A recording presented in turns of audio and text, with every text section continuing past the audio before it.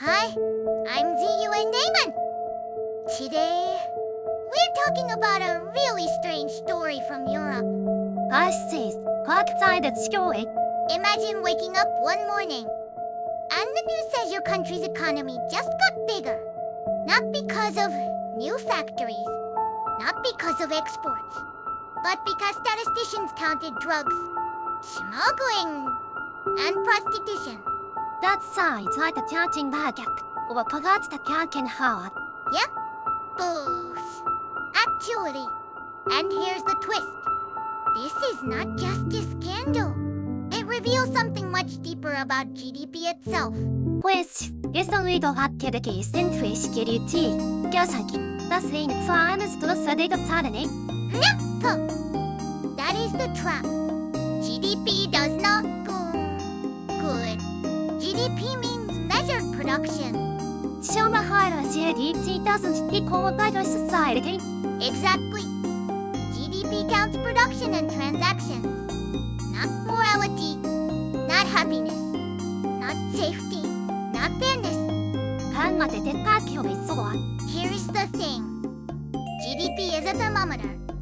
It is not a judge. And if the economy has a hidden fever, the thermometer should still detect it. No further education is good. Yup, that's exactly it. Okay, so what did the EU actually do? The rule is called the European System of Accounts 2010, or for short, ESA 2010.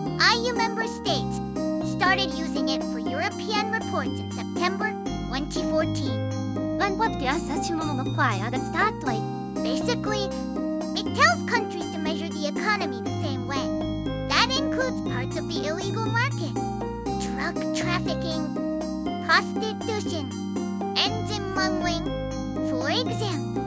That was almost the same things. Suppose country accounts part of its hidden economy, and country B does not. Country A might look richer, not because it produces more, but because it measures more. So if he needs your small together was easy to say no enough. Yep. The goal was not to praise underground markets. It was to avoid comparing clean numbers with incomplete numbers. That sounds reasonable, doesn't it? It is reasonable. But, as we'll see, it gets uncomfortable fast.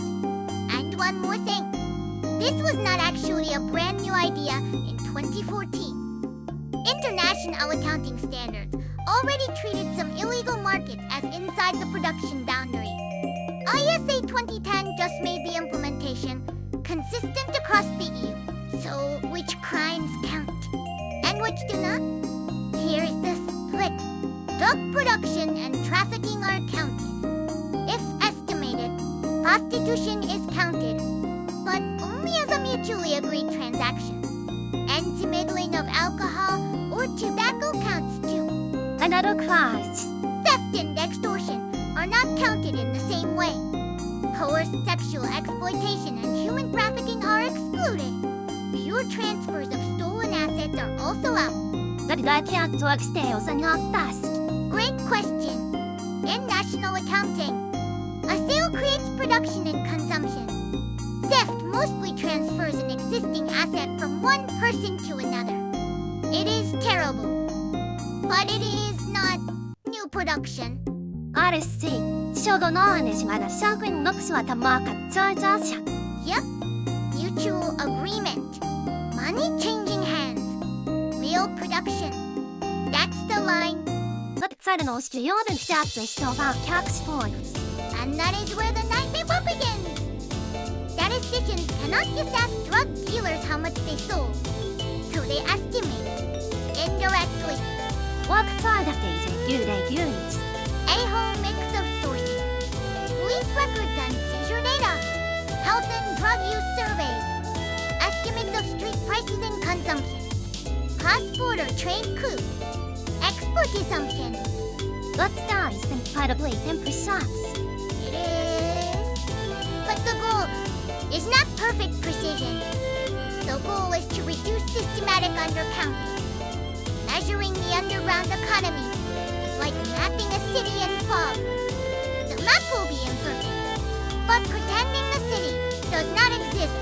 work. Sasoin den prosecgnat, visuaganas, and a prosecgnat bashaspastis. Yep, exactly. And there's a name for this whole category. It's called non-activity der kanzenni. Activity that's missing from regular surveys or tax records. Eurostat said national accounts should give an exhaustive description. If you skip the hidden parts, GDP is downward biased. Yep. Now, why does any of this matter to ordinary people? Because GDP is used as a denominator.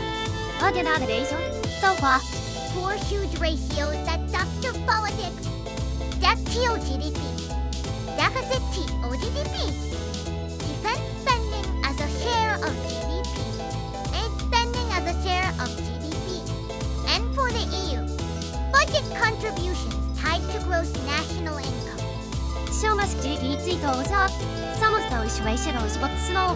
Yep. The country didn't suddenly become safer or more productive, but the denominator changed. The UK is a great one.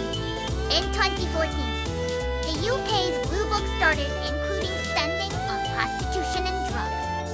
That added up to about £10 billion a year to GDP, and the broader 2014 revision raised the GDP level by about £50 billion a year.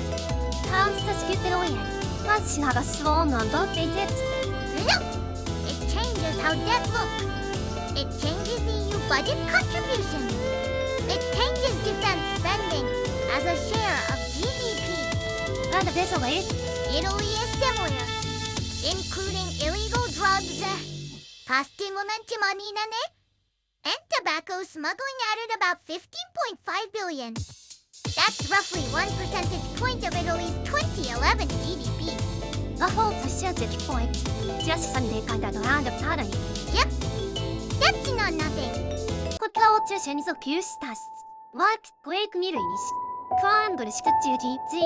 That is exactly why GDP is dangerous when people treat it as a scoreboard.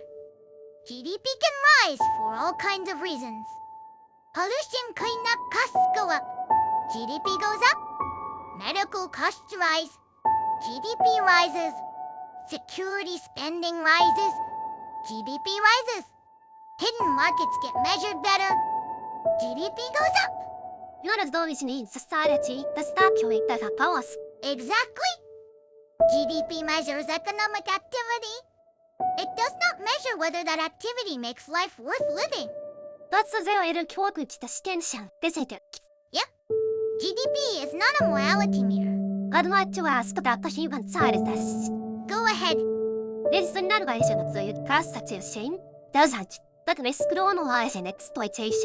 That concern is real. The European Parliament has raised it directly. Only mutually agreed transactions are supposed to be counted. Coercive situations are supposed to be excluded. That is the hard part. Statisticians say, we are measuring, not approving. Critics say, official recognition still shapes how society thinks. Yep. Both sides are arguing in faith.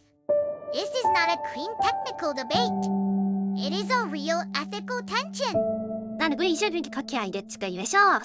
Right? We should just be honest that the trade-off exists. So, what's the takeaway? The EU did not discover a secret way to make countries richer. It exposed a stranger truth. The economy was always bigger than the official numbers showed. Exactly. GDP is a map of production. And sometimes, to make the map accurate, you have to draw the dark alleys too.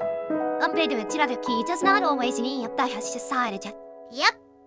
GDP counts activity. It does not count justice. Thanks for watching.